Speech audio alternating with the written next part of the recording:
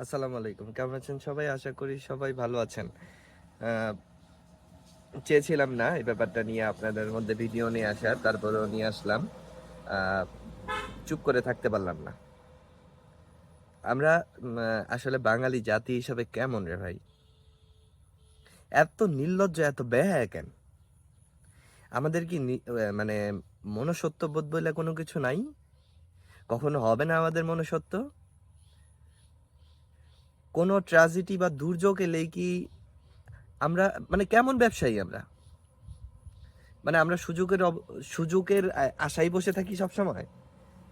মানে কখন সুযোগ আসবে, কার কার পেটে লাথি মেরে কিভাবে বড়লোক হব।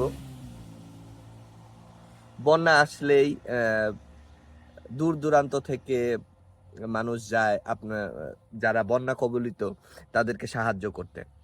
আহ, সেইখানে মোমবাতির দাম বেড়ে যায়, নৌকা ভাড়া বেড়ে যায়। যখন একটু কোনো ট্র্যাজেডি আসে, বাঙালি সবার প্রথম যে সুবিধা কিভাবে নিবে। সেম ঘটনা কালকেও মাইলস্টোনের যে ই- স্কুল ভবনের উপরে যে বিমান বিধ্বস্ত হয়, সেই ঘটনাকে কেন্দ্র করে কিছু অসাধু ব্যবসায়ী চিন্তা করতে পারেন ভাই, 2 লিটার একটা পানির বোতল, মানে আনবিলিভেবল ভাই।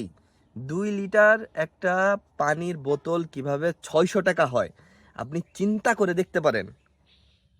কি পরিমাণ অমানুষ আমরা। আমি নির্দিষ্ট ওই লোককে বলবো না যে উনি 600 টাকা ক্যান নিয়েছে 2 লিটার পানির দাম। আমি আমার নিজেকে বলবো, 2 লিটার পানির দাম কিভাবে 600 টাকা রাখেন আপনারা? আপনার ঘরে কি মানে ছোট ছোট বাচ্চা নাই, ছেলে মেয়ে নাই আপনার? আপনি ওই বিপদের সম্মুখীন হতে পারতেন না? ভাই কবে মানুষ হবেন ভাই? দেশ স্বাধীন হয়েছে প্রায় 50 বছর হয়ে যাচ্ছে। নির্দিষ্ট সংখ্যা আমার জানা নাই কতদিন হয়েছে। স্বাধীন হয়েছে অনেক আগে ভাই বাংলাদেশ। আপনার কেন এত পিছায় আছি? কবে আমাদের মনুষ্যত্ব ঠিক হবে? এই ঘটনাটা আমার নিজের মনের ভিতরে এত পরিমাণে গেঁথে গেছে, যার কারণে আপনাদের সামনে এই কথাগুলো আমি বলতেছি। কেউ মনে কষ্ট নিবেন না।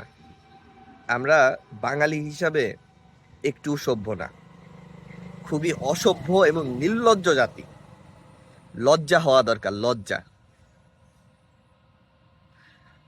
আমাদেরকে নিয়ে বাহিরের, মানে বাংলাদেশের বাহিরে